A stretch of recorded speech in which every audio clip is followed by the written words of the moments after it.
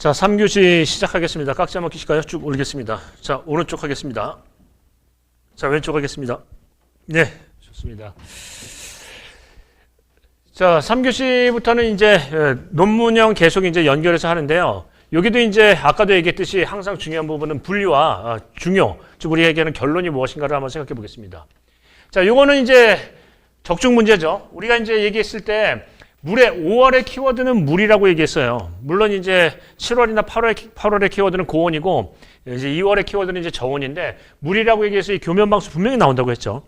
자, 우리 이제 교면방수의 종류는 어떤 부분이 있다? 도포하니까 흡수 방지한다. 도포식, 포장식, 흡수 방지식으로 나눌 수 있고 도포식은 또 어떻게 나눌 수 있나요? 액상이냐 고상이냐 해서 액상은 도막식, 고상에서 쉬트식으로 나눌 수 있죠.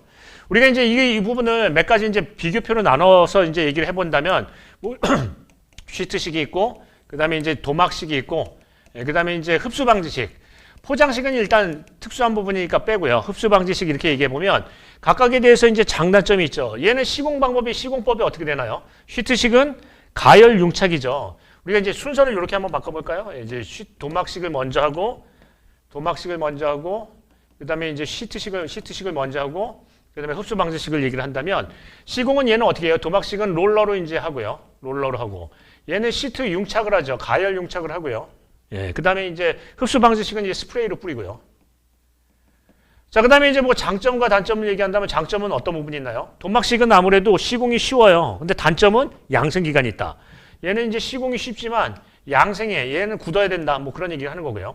시트식은 어떤 부분이 있죠? 두께가 일정하다. 계속 이제 똑같은 두께를 갖고 있죠. 두께가 일정하지만 어떤 부분이에요? 이게 들뜸 현상이 생기죠. 들뜸이 기포나 어떤 공극에 대한 들뜸 현상이 생기고. 자, 그 다음에 스프레이식, 흡수방지식은 어떤 부분이에요? 비산. 얘가 시공에 대한 부분도 이제 비교적 쉬울 수 있지만 비산의 문제가 있고요. 그 다음에 얘는 흡수에 대한 부분에서 나중에 얼마나 흡수되는지를 알 수가 없어요. 시공에 대한 품질 평가가 어렵죠. 얘는 품질 평가가 좀 어렵다. 뭐 이런 거. 시공은 비교적 쉽다고 볼 수 있겠지만. 자, 두께는 어떻게 되나요? 두께는 뭐 외우기 쉽게 2, 3, 4mm예요.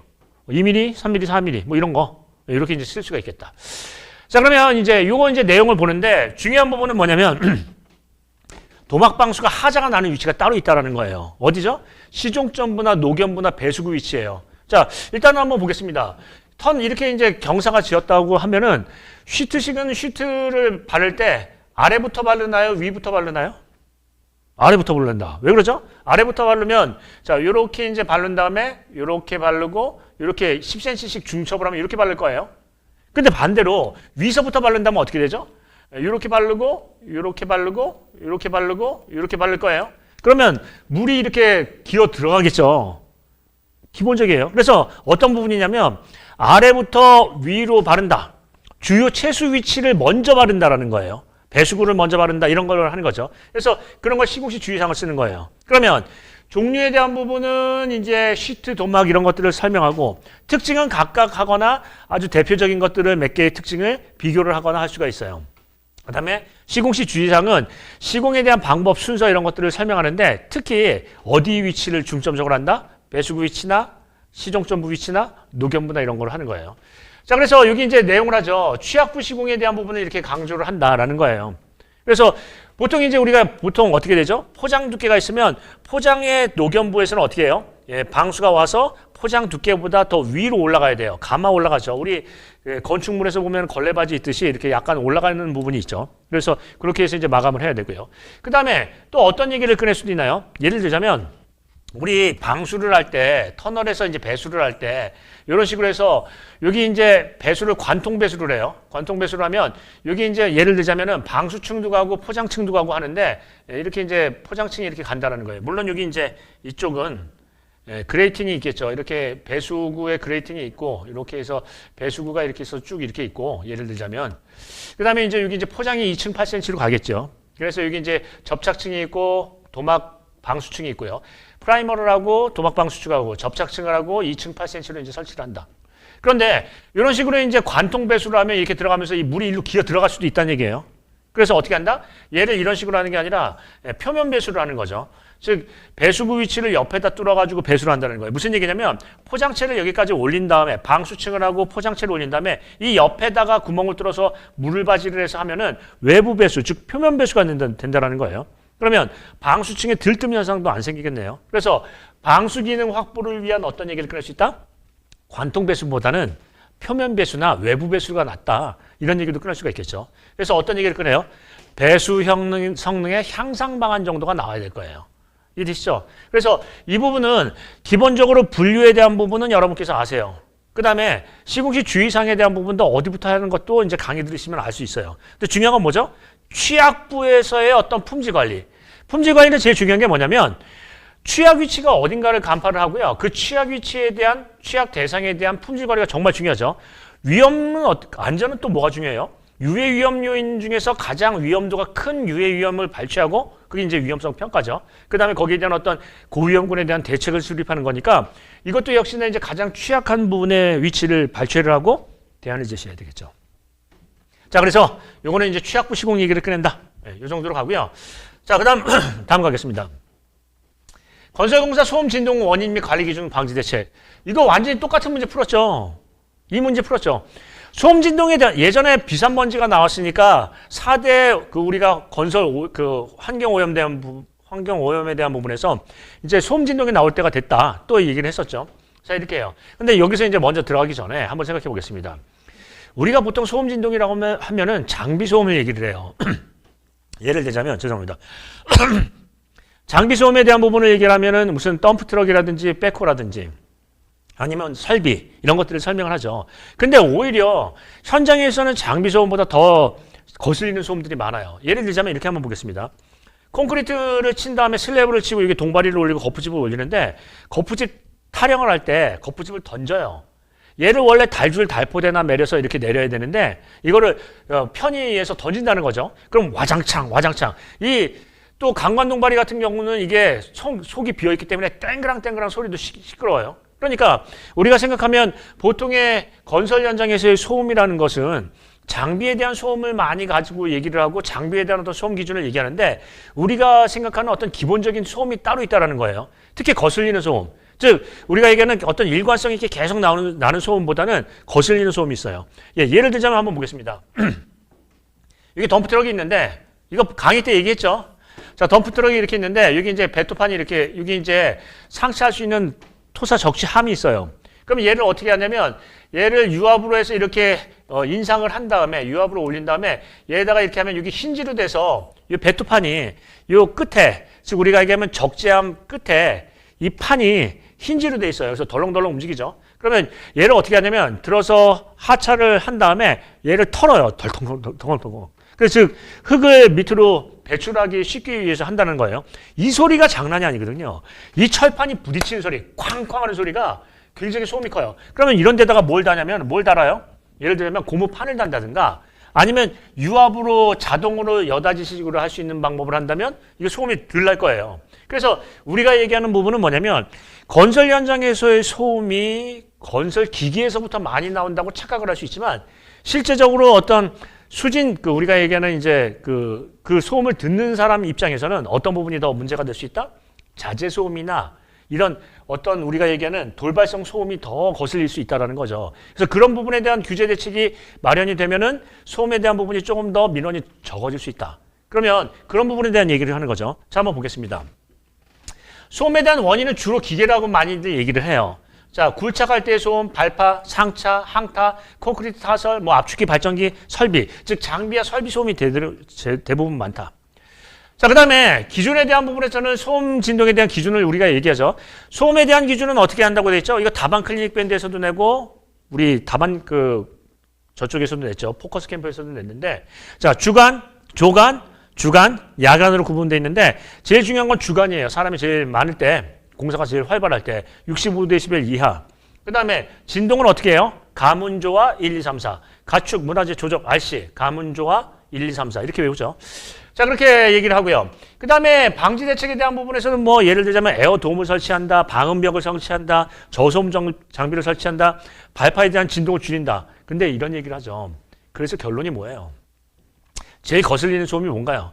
제가 예전에 이렇게 이제 집에 아파트에 있는데 근처에 공사를 하더라고요. 공사를 해서 이제 밑에 터파기를 한 다음에 건축물을 짓고 있어요. 근데 이게 조금 앉아가지고 강의 준비를 하려고 이렇게 조용히 있다 보니까 땡그랑 소리가 엄청 큰 거예요. 그 뭔가 봤더니 이분들이 거푸집이나 동바리를 띄어서 옆에 콘크리트 바닥에다가 던지는 거예요. 그걸 계속 하고 있어요. 오히려 장비 소음보다 그게 굉장히 거슬리기도 하거든요. 그러면 한번 생각해 보겠습니다.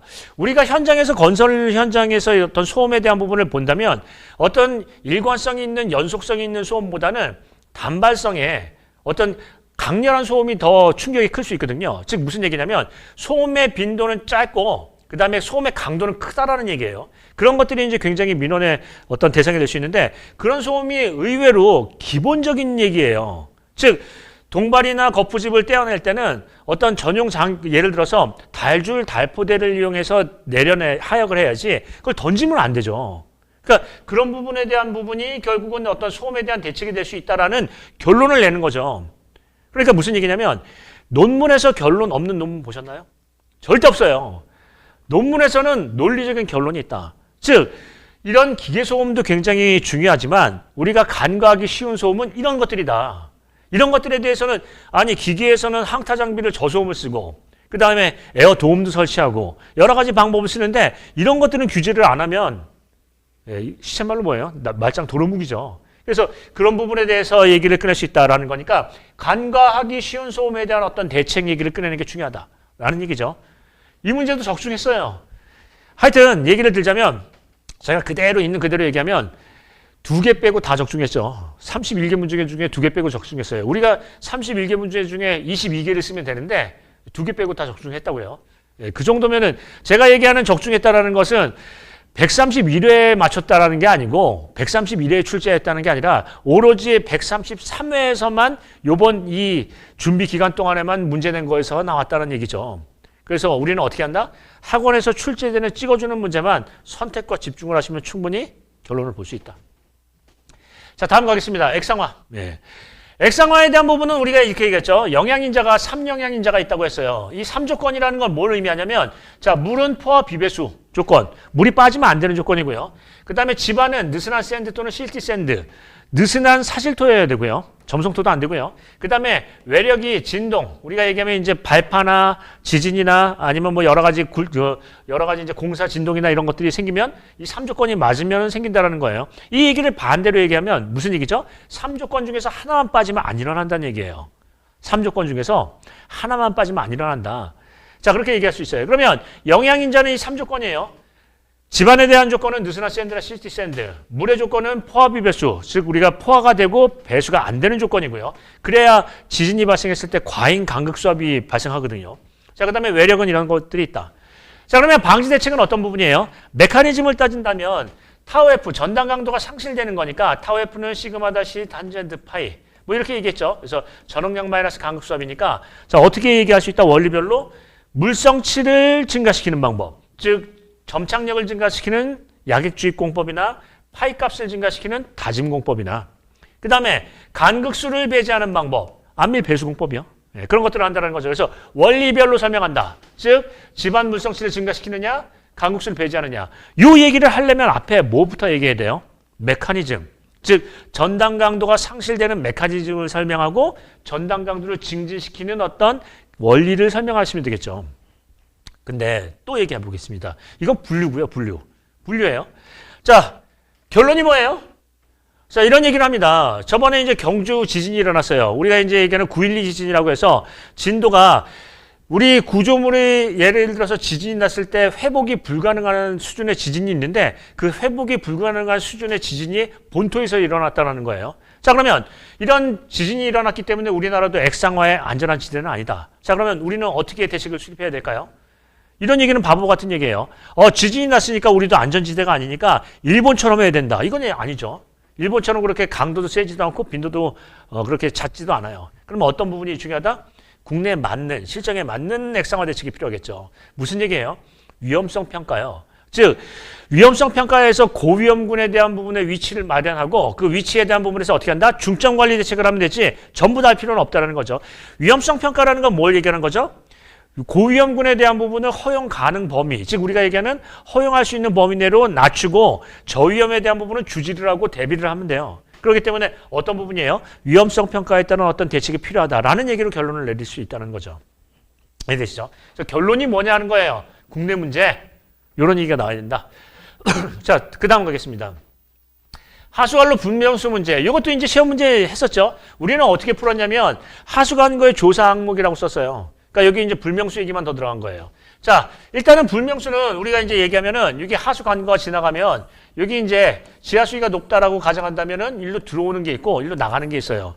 즉 우리가 얘기하면 유입수하고 침투수가 있어요. 유입수는 지하수위가 높거나 계곡수가 있어서 물이 들어오는 거 유입수라고 얘기하고요. 그 다음에 얘는 침투수는 밖으로 빠지는 거예요. 그러니까 관거의 손상이 대부분이에요. 그래서 여기 보시면은 어떤 이제 불명수라고 얘기하는 거는 확인이 불가능한 어떤 물이 있는데 나가거나 들어가거나 해가지고 하수관거에 대한 어떤 성능을 저하시키는 요인이 되겠죠. 자, 그러면 여기에 대한 그 불명수의 발생 원인은 유입수는 하천이나 계곡수 같이 위에서 내려오는 거. 자, 그 다음에 침투수는 밖으로 빠지는 거. 오접이나 파손이나 이런 거예요. 그럼 대책은 이제 설계 시공 유지 관리인데 특히나 이제 수밀성이 있는 어떤 접합부의 중점 관리가 중요할 거예요. 무슨 얘기냐면 여기가 물이 들어오고 빠지는 위치죠. 물론 뭐 파손이 생겨가지고 그럴 수도 있겠지만 그래서 설계 시공 유지 관리하면은 기초를 예를 들어서 관거 기초를 그 관거의 연성이냐 관거냐에 따라서 적정 시공을 하고 그 다음에 관거에 대한 부분도 연성 관거나 강성 관거에 대해서 파손이 없게 설치를 하고 연결부에 대한 수밀성을 확보하고 이런 것들이 중요하겠죠. 근데 이제 중요한 거 보겠습니다. 또 결론은 뭐예요? 자, 이렇게 한번 얘기를 해볼까요? 예, 이렇게 한번 얘기해 보겠습니다. 여기 이제 매너리 이렇게 있고요. 그 다음에 이제 관거를 이렇게 연결했다고 가정을 한번 해보겠습니다. 관거를. 그러면 어떻게 되냐면 이 강성하고 이 매너리 구조의 강성하고 얘 강성하고는 차이가 있어요. 강성이란 건 뭐죠? 강도는 파괴에 대한 저항성. 강성은요, 변형에 대한 저항성. 즉, 강성이라는 것은 파괴가 아니라 변형 얘기하는 거예요. 자, 어떤 게 변형에 대한 저항성이 크다? 이 맨홀이 두껍고 더 크잖아요. 그러니까 강성이 크고 잘 처지지 않고 얘는 잘 처진다는 얘기예요. 더. 그러면 어떤 문제가 생기느냐?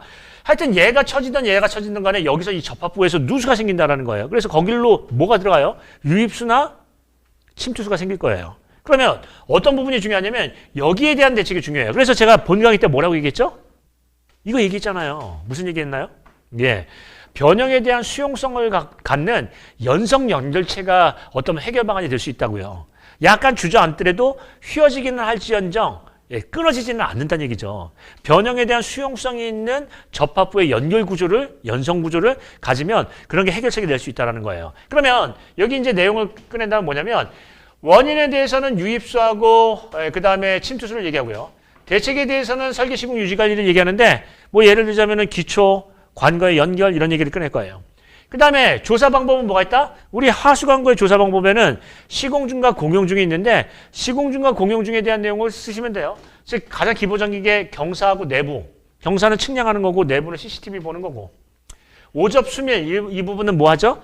염기, 송연, 연막 또는 뭐 음향, 누수 테스트 이런 거 하죠. 누수 테스트라는 거는 맨홀에다가 물 채운 다음에 맨홀의 그 수위가 야쪽에 차수전으로 막은 다음에 물을 채워 놓으면 얘가 물 수위가 시간에 따라서 얼마나 내려가는 걸 보고 이제 어떤 누수량을 아는 거죠. 그런 시험들을 한다. 자, 그런데 이제 문제는 뭐냐면 여기 이제 이런 얘기를 했죠. 접합부의 변형의 수용성. 그 얘기를 하는 거예요. 즉 무슨 얘기냐면 이런 부분에서는 관거의 접합부도 중요할 수 있겠지만 강성이 다른 구조체에 대한 접합부는 더더욱 취약하다. 즉 무슨 얘기예요? 품질이나 안전에 대한 부분은 취약에 대한 부분을 발췌를 하고 거기에 대한 구체적인 대응 방안을 제시하는 게 중요해요. 그러니까 여기서의 어떤 문제는 어떤 얘기를 꺼낼 수 있다? 이런 얘기를 강조할 수 있다라는 거죠. 그래서 이제 계속 얘기하지만 선택과 집중이 문제도 중요하지만 문제에 대한 해답을 쓸 때도 선택과 집중이 중요해요. 여기를 중점 관리해야 된다. 이런 얘기를 꺼낼 수 있겠죠. 자, 그 정도. 자, 그 다음에 이 문제도 적중했어요. 자, 토공접속부 구조물 뒤채움에 대한 부분에서 침하 원인 및 대책. 근데 이걸 한번 보겠습니다. 예를 들어서 여기 교대 접속부예요. 이렇게 이제 교대가 있고 여기 이제 말뚝이 이렇게 있어요. 그 다음에 이렇게 세 가지로 보면은 어떻게 된다? 예, 이게 지지층, 여기는 연약층, 여기는 성토층이에요. 뒤치움층이라는 얘기죠. 그래서 이렇게 이제 이렇게 올려요. 이게 이제 교자 장치에 이제 교량이 있고요. 자, 이렇게 있다. 여기 부등치만 원인 및 대책을 쓰라는 거거든요. 근데 이제 가장 중요한 건 뭐냐면, 뭐라고 얘기하냐면, 연약 집안 처리가 안 되니까 그렇지. 즉, 연약 집안이 압축성이 안 그래도 큰데다가, 이거 같은 경우에서는 편제화 상태니까 이쪽으로 밀리기까지 한다. 측방동 때문에 단차가 생길 수밖에 없다. 그래서 연약 집안 처리가 제일 중요하다. 아니다. 연약 집안하고 원집, 예를 들어서 집안하고 여기 뒤체험하고 여기 이제 경계면이 있는데 이 경계면에서는 벌개재근이나 배수가 제대로 돼야 된다. 특히나 여기는 이제 어떤 투수개수가 틀리기 때문에 얘는 눌려서 투수개수가 작고 얘는 신설해서 투수개수가 크기 때문에 물이 이쪽으로 기어 들어간다. 그래서 뭐가 중요하다? 접합부 배수가 중요하다. 뭐 이런 얘기도 나와야 돼요. 즉 무슨 얘기냐면 여기서 계속 제가 강조를 하죠. 뭐라고 강조했냐면 원인이라고 하면 가장 큰 원인이 뭐냐를 집어내셔야 돼요. 거기에는 어떤 원인이 나와도 좋지만 그 원인이 중요한 게 아니라 논리적 근거가 중요하죠. 이런 사유로 이게 간과돼서는 안 된다. 이런 사유로 이게 제일 중요하다라는 얘기가 나와야 돼요. 그래서 원인을 발췌하고 한다는 거예요. 그러면 어떤 분은 연약지만 처리가 문제지. 생기가 봐라. 단차가 나지 않게 생겼나. 이렇게 얘기할 수 있고요. 아니다. 접합부가 중요하지. 글로 물 기어 들어가지 않느냐. 이런 얘기도 꺼낼 수 있고요. 아니면 이런 경우도 있어요. 여기 이제 뒤치음 흙을 크게 두 가지로 구분해요. 우리가 여기를 뭐라고 하냐면 보조기층 수준의 서브베이스 1. 즉 보조기층이고요. 여기는 이제 양질토를 해요. 즉 기본적으로 얘기할 때 뒤치음 토사는 양질토하고 서브베이스 1, 즉 우리가 얘기하는 보조기층층하고 품질 기준이 완전히 틀려요. 여기가 더 엄격하죠. 근데 여기에 대한 품질 관리의 기준보다 더 올릴 수 있는 방법은 뭐냐면 거기다가 강화를 시키는 거예요. 즉 무슨 얘기냐면 안정처리라는 거죠. 시멘트 안정처리층, 역청 안정처리층을 해서 그거를 더 강성을 높이면 심화가 줄을 수 있다 하는 거죠. 왜냐하면 차류 나중은 여기 직접 따고 차류 나중에 대한 범위가 분포 깊이가 그렇게 깊지는 않으니까 여기가 중요하다고 볼 수도 있어요. 그러면 한번 보겠습니다. 제가 지금 말한 논리는 원인은 여러 가지를 얘기했어요. 하지만 강조한 것은 전부 다 그 나름의 근거가 따로 있다는 거죠. 이해되시나요? 그래서 이런 부분은 뭐냐면 원인과 대책을 내적, 외적, 대책은 설계, 시공, 유지관리 이게 중요한 게 아니라 가장 중요한 원인을 발췌하고 대안을 제시하는 사람이 중요해요. 이해되시죠? 그래서 나는 접합부 배수가 중요하다고 생각한다. 나는 연약지반의 기초 처리부터, 연약지반 처리부터가 중요하다고 본다. 아니면 나는 이 표층에서의 어떤 시공관리가 제일 중요하다고 본다. 이런 논리로 하나를 강조할 수밖에 없겠죠. 그 부분을 생각하셔야 돼요. 그래서 이런 부분을 한번 생각해 보겠습니다. 결론 없는 논문 보셨나요? 논문에 결론이 없으면 그게 논문 맞나요? 그냥 떠든 거지. 일기장이지. 예를 들자면. 그래서 그런 부분에서 제일 중요하다. 자, 이것도 이제 문제 적중했고요. 자, 그 다음에 사방댐 기능. 이것도 이제 똑같은 문제 풀었죠. 사방댐에 대해서 이제 우리가 얘기하면은 뭐 침식을 방지한다, 토성류에 대한 유입을 방지한다, 뭐 여러 가지가 있겠지만 이런 거는 뭘 얘기 꺼내야 된다고 했어요? 하천이나 산악에 설치하는 건 뭘 얘기한다? 친환경적인 기능을 얘기해야 된다고 했어요. 즉, 이건 무슨 얘기냐면 자, 이게 이제 기능이라고 얘기했다면 이게 이제 예를 들어서 기능이 뭐냐라고 이제 얘기를 기능이나 목적에 따라 이제 분류를 한다고 하는데 중요한 거는 얘가 하나의 어떤 사방댐을 해놓으면 우리가 얘기하는 생태 단절을 의미를 해요. 그러니까 생태 통로도 필요하고 그 다음에 사방댐을 한다면은 경관이나 미관을 해쳐요. 그래서 콘크리트로 떡칠하거나 강제 틀로 하는 것보다는 보기 싫게 하는 것보다는 현지에서 발생되는 어떤 석재나 식재를 이용하는 그런 방법을 하는 게 더 친환경적이라고 얘기했어요. 그래서 어떤 얘기를 꺼낼 수 있다? 친환경적인 부분을 얘기한다고 했죠. 특히나 하천이나 산악에서는. 그러니까 그런 부분을 얘기할 수 있어요. 자, 일단은 목적이나 기능이나 목적에 따른 분류는 어떻게 된다? 불투과 불투과 사방댐, 투과형 사방댐, 복합형으로 나눌 수 있다. 보통 이제 이렇게 얘기를 하고요. 그 다음에 위치 선정 시 고려사항에 대한 부분에서는 지시구안, 지반조건, 시공조건, 구조조건, 환경조건인데 지반은 양안이 안반이 노출되어 있을 것 또는 안반선이 얕을 것 그래야 이제 힘을 받을 수 있을 거 아니에요. 예. 그 다음에 상류에 설치하는 게 우선이에요? 하류에 설치하는 게 우선이에요? 상류에 설치해야 적은 에너지를 확실하게 제어할 수 있으니까 상류에 설치하는데 예를 들어서 합류부 지점 같은 데서는 함유부 바로 하류에 설치하죠. 그래야 토속류에 대한 에너지를 차단할 수 있으니까. 여기다 설치하면 얘는 못 막잖아요. 뭐 그런 거. 그래서 그런 어떤 위치 선정시 고려사항은 용어정이 있다고 얘기했어요. 그래서 이거 풀었어요. 그죠? 예. 자, 그 다음에 중요한 건 어떤 얘기를 해요? 뭐 생태 통로를 확보해야 된다. 아니면 경관과 조화하게 현장에서 발생하는 석재나 식재를 이용해서 목책으로 만든다. 뭐 이런 얘기를 꺼낼 수가 있겠죠. 그래서 하나의 구조물을 하루에다가 대용으로 볼품없이 설치하는 것보다는 다단계식으로 어떤 친환경적인 재료를 이용해서 하는 게 중요하다. 뭐 이런 얘기를 꺼낼 수 있고요. 그 다음에 또 이런 얘기할 때 또 이런 얘기를 했었어요. 또 어떤 얘기를 했었던가요? 건대모 교수님께서는 이렇게 얘기했다고 했어요. 자, 사방댐을 이렇게 지어놓으면은 얘가 나중에 토석이 계속 고이게 되면 얘를 나중에 준설을 안 해주고 유지관리를 안 하면 어떻게 되냐면 얘를 그대로 있는 상태에서 대규모 토석류가 생기면 이 에너지가 더 큰 에너지로 될 수 있다. 즉 낙하 에너지가 더 크기 때문에 토석류에 대한 범위가 더 커진다라는 거예요. 그러니까 토석류 방지 시설이 토석류를 더 크게 만든다라는 거죠. 그래서 뭐가 중요하다? 유지관리요. 그런 얘기를 또 써야죠. 이 얘기. 유지관리 잘못됐을 때 더 큰 피해가 있다. 이런 얘기는 강의 때 제가 분명히 얘기하죠. 종류도 중요하고 설치 시 주의사항도 중요해요. 그래서 그걸 설명을 드려요. 이해하기 쉽게. 자, 들어갑니다. 시공할 때는 여기 양 안에 뭐가 설치 있어야 되죠? 안반이 있어야지 버틸 수가 있겠죠. 설치는 위에 하는 게 낫나요? 밑에 하는 게 낫나요? 밑에 하면은 에너지가 커지니까 아무래도 어떤 경제성이 떨어지겠죠. 그러니까 위에다 하는 게 낫겠죠. 위에다 하더라도 계단식으로 뭐 이런 식으로 설명을 드리죠. 그런데 그 다음에 어떤 얘기를 해요? 친환경, 유지관리 이런 얘기를 하죠. 그래서 계속 얘기하지만 분류를 아는 것도 중요하지만 핵심이 뭐냐, 즉 결론이 뭐냐 하는 게 굉장히 중요해요. 이해되시죠? 그거를 이제 보신다. 자, 4교시 한번 보겠습니다. 4교시의 호환의 종류 및 구조별 역할. 이것도 이제 얘기했었죠. 호환은 뭐를 얘기하는 건가요? 제방비탈 보호시설이에요.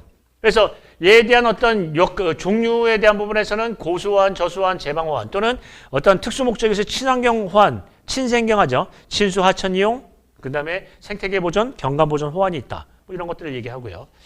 자, 그 다음에 주요 역할은 뭐냐면 이 기능적인 1차적인 얘기만 쓰면 안 되고요. 뭐가 들어가야 돼요? 이렇게 친환경이 들어가야 된다는 거예요. 자, 예를 들어서 한번 보겠습니다.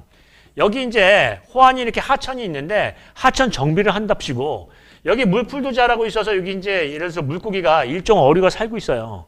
아주 생태계가 아주 맑은 하천이에요. 근데 여기다 이 침식을 방지한다고 멋지게 얘를 긁어낸 다음에 여기다가 콘크리트 블럭공을 한 거예요.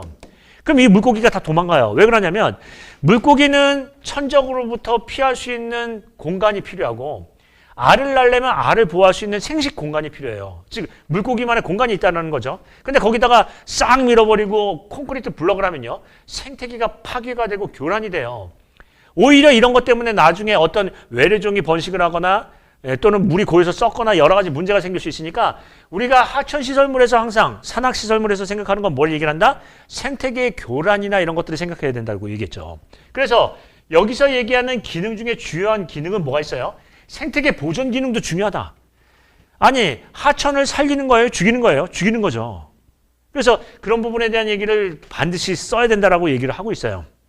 즉 어떻게 보면 개발에 대한 양면성이고 역효과인 게 개발을 하면 더 인간한테 환경에 악영향을 미칠 수 있다라는 얘기죠. 자, 그 다음에 설치 시 주의사항 같은 것들을 써줘야 되는데 이거는 우리가 그 용어정의에서 몇 번 배웠죠. 이거 실전 문제 풀이에서도 했고 다방 클리닉 밴드에서도 했고 그 다음에 우리 포캠에서도 했어요. 자, 어떻게 한다? 호환은 수충부에 설치하는 것을 원칙으로 한다. 야, 유속은 2m, 3m/s 이상에 설치한다. 또요, 경사가 호환에 대한 어떤 그 면의 경사가 1:2 이상일 때 설치한다. 1, 2, 3 이렇게 외운다고 하지 않았나요? 했죠. 그래서 여기 보면 1, 2, 3 이렇게 외운다고요. 예. 아니면 말고요. 그래서 이제 이런 부분에 대해서는 어떤 얘기를 하냐면 우리가 내용을 정확하게 이해를 하고 그 다음에 이제 암기가 들어가고 중요한 부분에 어떤 핵심을 알면 문제 쓰는데 전혀 문제가 없다는 거죠. 여기서는 친환경 기능에 대한 부분이 빠지면 절대 안 돼요. 자, 그 부분을 보시고요. 자, 다음 부분 보겠습니다. 얕은 기초의 지반 거동과 얕은 기초의 지지력 산정 방법. 얕은 기초의 지반 거동이 뭐예요? 그게 전단 파괴죠. 우리가 ят은 기초의 전단 파괴 유형은 크게 세 가지가 있다고 했어요. 뭐가 있다? 국부 전단 파괴, 먼저 관입 전단 파괴, 국부 전단 파괴, 전반 전단 파괴가 있죠. 그래서 이거를 응력과 하중과 치마로 나타내면 어떻게 된다? 하중과 치마로 나타내면 얘가 전반전답하게, 국부전답하게, 관입전답하게. 왜냐하면 응력과 변형의 관계를 보시면 얘가 가장 강성이 우리가 구조적으로 어떤 이제 구조적 성능이 우수한 거고 그 다음 이렇게 되니까 얘를 시계 방향으로 돌리면 하중과 치마, 응력과 변형이죠. 얘가 제일 우수한 거예요. 자, 이렇게 된다는 거예요. 근데 이제 중요한 부분은 뭐냐면 관입전담파기의 대표적인 유형이 우리가 볼 수 있는 게 자연계에서 뭐예요? 얘가 액상화파기예요. 그러니까 관입전담파기의 액상화 대책. 국부전담파기는 뭐 얘기하는 거죠? 얘는 한쪽이 치마가 되거나 파진다는 거예요. 거기서 문제가 아니라 얘는 어떤 부분이다? 진행성 파괴나 부등치마예요. 이런 문제를 유발한다는 거니까 이 진행성 파괴 부등치마 대책을 수립해야 되고요. 얘는 기초 문제가 아니라 주변 문제예요. 뭐예요? 히빙 문제가 있어요. 또는 측방유동 이런 문제가 있겠죠. 그래서 이런 대책을 쓴다는 거예요. 자, 그러면 지방거동에 대해서는 국부전담파괴, 관입전담파괴, 전반전담파괴를 쓰고요. 그 다음에 산정 방법은 어떻게 한다? 지지력 산정은 우리가 정력학 방법, 정적 방법, 동적 방법, 정동적 방법. 우리가 얘기하면 이렇게 하죠. 정적 방법은 정력학 공식과 정지하 시험. 동적 방법은 동력학 공식과 동지하 시험. 뭐 이런 것들을 얘기하는데 얘는 지금 얕은 기초니까 뭐에 포커스를 맞춘다? PBT. 평판지하 시험이에요. 그래서 우리가 평판지하 시험에 대한 고려사항을 뭐 얘기하죠? 스케일 이펙트, 수지침 이렇게 외웠죠. 스케일 이펙트, 즉 제압판 폭의 크기 비례를 검토해야 된다. 제압판의 폭은 75 x 75 또는 30 x 30인데 작은 제압판인데 실기초는 크죠.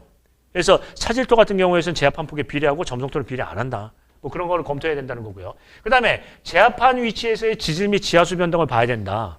그런 거고요. 또요. 치마, 수지침, 안밀치마는 별도다. 얘는 즉시치마지 안밀치마가 아니다. 그래서 안밀치마량은 별도 검토해야 된다. 뭐 이런 얘기를 했었죠. 그래서 요 PBT 고려상을 해요. 자, 우리가 시험 문제는 어떻게 풀었냐면 얕은 기초의 전담파괴도 풀었고 지지력 산정도 풀었고 PBT 고려상도 풀었어요. 그거 다 쓰는 문제죠. 그래서 요것도 시험 문제에 우리가 집중을 하고 풀었던 문제다. 그러고 보니 다 풀었네요. 자, 이제 다음 보겠습니다. 스마트 건설 활성화 방안. 이거는 이제 2024년 4월에 나온 스마트 건설 활성화 방안에 대한 부분이 키워드가 있어요. 즉 스마트 건설 활성화에서 S 컨스트럭션 2030 여기에 이제 내용이 나와 있는데 이거 몰라도 우리는 준비를 했죠. 이거 그대로 풀었죠. 즉 스마트 건설에 대한 기술은 뭐가 있냐면 기반 기술이라는 게 있어요. 즉 개개 기술이 있는데 얘를 융합 기술로 하죠. 즉 우리가 얘기하면 자 어떤 얘기냐면 지능형 토공이라는 거는 여기 이제 롤러가 있는데 롤러의 로보틱스, 즉 얘가 로봇이 지 혼자 움직이는 로보틱스 기술이 들어가 있고 그 다음에 얘가 어느 위치에서 다짐을 해야 되면 그 위치를 파악할 수 있는 GNSS 기술이 있고 위치를 특정하고요. 그 다음에 여기다가 다짐도를 평가할 수 있는 진동과 속도를 해서 센서 기술이 있고 이 다짐도에 대한 부분은 이제 얼마나 다졌다 하고 알려주기 위해서는 통신 기술인 IoT, 인터넷 오브 띵스 기술이 있고 뭐 이런 여러 가지 기술을 해가지고 해서 이 기술이 단위 기술이 기반 기술이 있다면은 이 기반 기술을 응용해서 융합 기술이라는 게 있다는 거죠. 그래서 여기 이제 스마트 건설 기술은 융합 기술을 얘기를 해, 기본 기술을 가지고 융합 기술을 어떻게 쓰느냐 하는 것들을 얘기하는 거죠. 이거 우리 맨날 풀었죠. 그리고 여기 우리가 스마트 쪽에서는 그래도 굉장히 잘 나가고 있지 않나요? 왜냐면은 학회지 같은 것들은 제가 몽땅 분석해서 드리니까 요약해서 드리죠. 자, 스마트 기술의 어떤 기본적인 3대 중점 과제를 국토부에서는 뭐라고 얘기했냐면 BIM을 활성화하겠다, 의무화하겠다. 요거 하나고요. 그 다음에 OSC, 즉 뭐예요? 우리 이제 생산선진화, 우리가 얘기하면 이제 탈연장 건설 기술이라고 해서 요걸 하겠다 하는 거고요. 그 다음에 이런 것을 우리 턴키나 이런 데서 심의평가에서 강화하겠다 이런 것들을 얘기해요. 근데 우리는 문제를 푼 게 뭐냐면 OSC 풀었거든요. 로보틱스도 풀었고 이것도 풀었고요. 즉 이런 얘기예요. 스마트 건설의 실체는 뭐냐? 대표적인 건 뭐죠? 로보틱스. 요즘에 표준 시방에서 실린 것만 해볼게요. 로보틱스, 그러니까 머신 컨트롤과 머신 가이던스 포함해서. 그 다음에요, OSC. 즉 우리가 이제 얘기하는 이 탈현장 건설 기술. 요 정도만 쓰셔도 충분해요. 이게 중점 과제니까. 근데 이제 계속 얘기한 건 뭐냐면 이 좋은 게 왜 비활성화되고요? 어떻게 되면 이거를 활성화시킬 수 있는지 하는 그런 부분이죠. 즉 우리가 이제 스마트 건설이 필요한 부분은 오히려 대기업, 대형 구조물보다는 중소 구조물이 더 필요할 수 있어요. 아까도 얘기했던 스마트 안전하고도 비슷한 논리예요. 즉 안전에 대해서 취약한 곳이 어디예요? 중소규모. 여러 가지 취약한 부분이 중소규모에 있으니까 이런 데에서의 육성이나 지원 방안을 얘기해야 되겠죠. 예를 들어서 대기업이나 대형 구조물에 대해서 스마트 건설을 어떤 육성하기보다는 소형에 맞고 중소형에 맞는 데에 어떤 스마트 건설을 활성화할 수 있는 방안을 제시를 해야 되겠죠.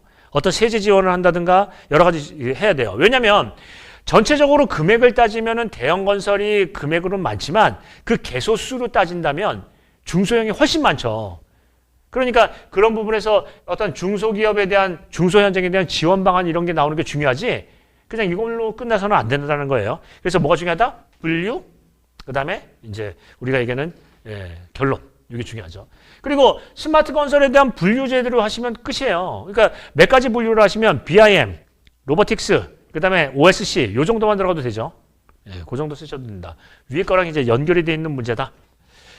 자, 그다음에 이제 고유동 콘크리트의 자기 충족성 등급은 우리 본서에서 많이 얘기했었습니다. 우리 이제 소고기처럼 1등급, 2등급, 3등급 하죠. 이 철근 순간격, 최소 순간격 기준으로 해서 어떻게 한다? 35에서 60, 30에서 60, 60에서 200, 200 이상 뭐 이렇게 이제 얘기를 하고 있는데 이 순간격에 대한 부분을 얘기를 해서 등급을 표시를 하고 있고요. 그다음에 주의사항은 어떤 부분이 있어요? 역시나 재배시. 재료는 충전성을 높이기 위해서 고성능 공기현행 감수제를 쓰고요. 슬럼프는 슬럼프 플로우. 워낙 이제 슬럼프가 높다 보니까 묽은 콘크리트의 품질 기준이 슬럼프 플로우를 600mm를 기준으로 한다는 거고요. 얘는 뭐가 있냐면 아까도 얘기했듯이 고성능이나 고유동이나 이런 그 계열은 얘가 유동성을 높기 때문에 잘 안 굳어요. 여기 이제 뭐라고 써있냐면 경화 지연이 일반보다 2배 정도 경화 시간이 긴다라는 거예요. 그럼 뭐가 중요해요? 거푸집에 대한 치갑 대책이 중요하다 그 얘기죠. 제가 맨날 얘기하지 않았나요? 유동화 콘크리트는 가장 큰 문제점은 유동성이 빨리 떨어진다는 거 하나고요. 치갑이 애갑에 가깝다라고 얘기하지 않았나요? 그래서 거푸집 동발에 대한 수평 보강이 필요하다. 이런 거 굉장히 중요하다는 얘기였고요. 하다못해 경화 시간이 지연이 일반의 2배가 되니까 경화 시간 조절에 지연에 따른 거푸집 타령 시기 검토도 굉장히 중요하다. 이런 얘기도 해요. 그래서 이런 시험 문제를 보면은 일일이 그걸 다 외우는 건 어려워요. 그런데 이제 이 부분을 보겠습니다. 취약한 것만 생각하시면 돼요. 가장 큰 문제가 뭐냐?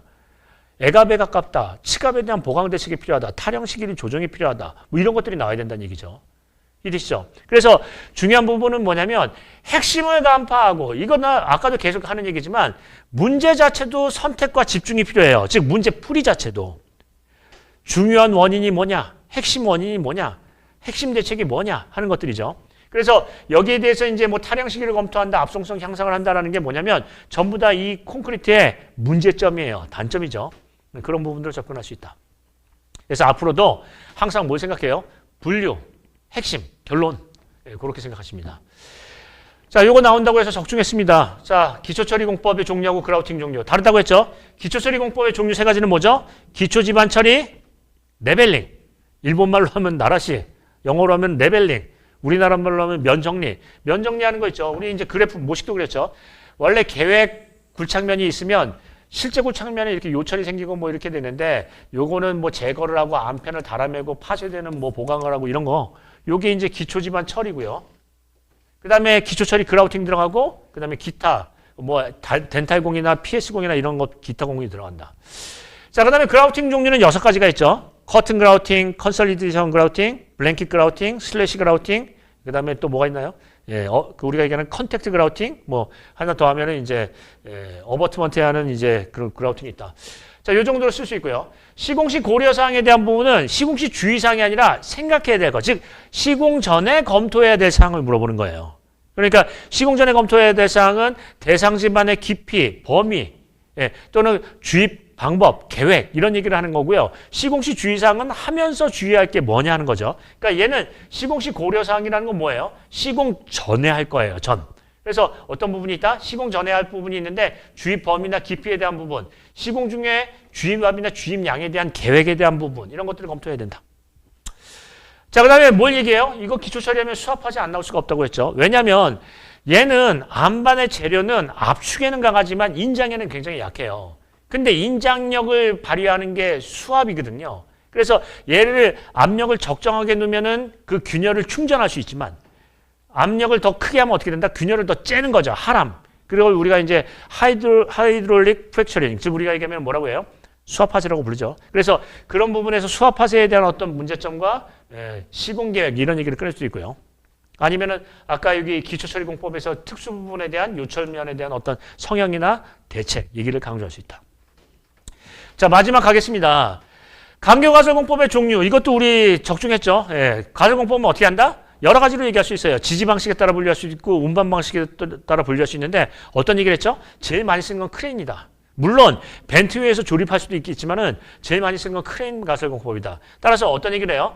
이런 부분에서는 강교에서 연결이 들어가니까 연결 고소 작업하니까 어떤 용접 시의 어떤 작업 안전이라든가 크레인으로 들어맬 때 크레인에 대한 어떤 전도 위험성이라든가 이런 것들에 대한 작업 안전 얘기를 했었죠. 그래서 그런 부분에 대한 내용을 강조할 수밖에 없다라는 얘기예요. 물론 강교 가조립도 얘기할 수 있겠지만 자, 이 정도예요.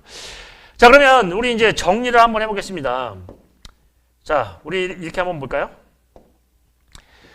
자, 무엇이 중요한가 한번 보겠습니다. 이 시험은 공부를 많이 한다고 되는 시험은 절대 아니에요.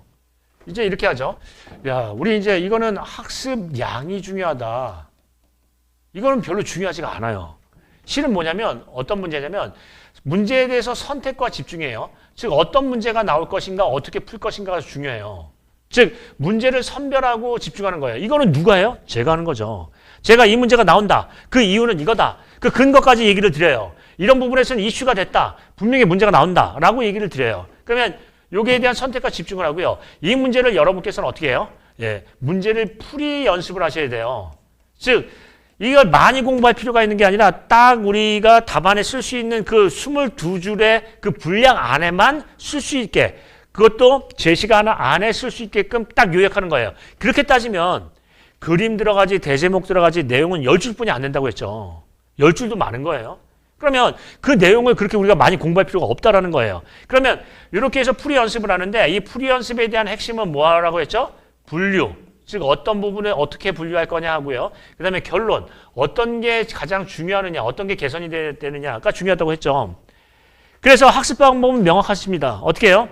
학원에 오셔서 제가 찍는 문제에 대해서 예습을 하신 다음에 문제 풀고 문제 풀이에 대해서 저한테 검증을 받으셔야 되겠죠. 이 세 단계를 하시면 분명히 문제를 할 수 있어요. 그것은 3단계에 대한 3~4번, 즉 우리 학습의 중복이에요.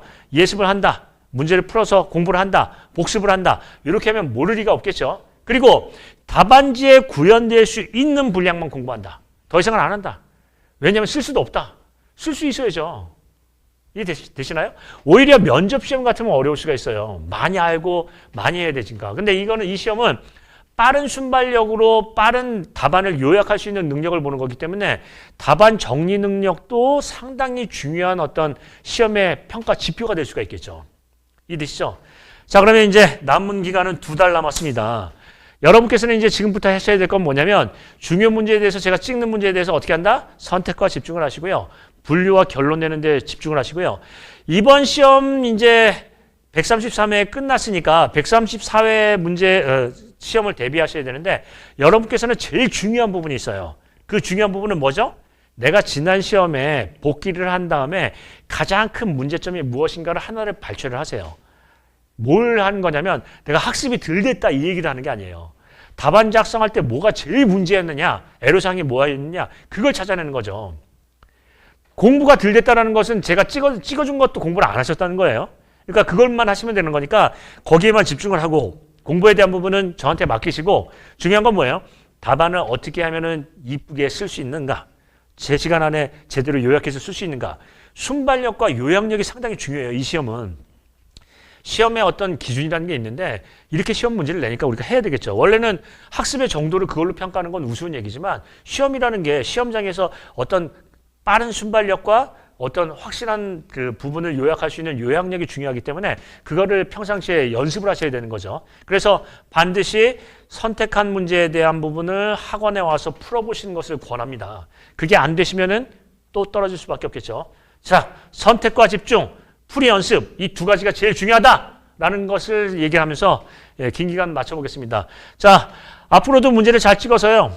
전원 합격할 수 있게끔 최선을 한번 다해보겠습니다. 자, 수고 많으셨습니다.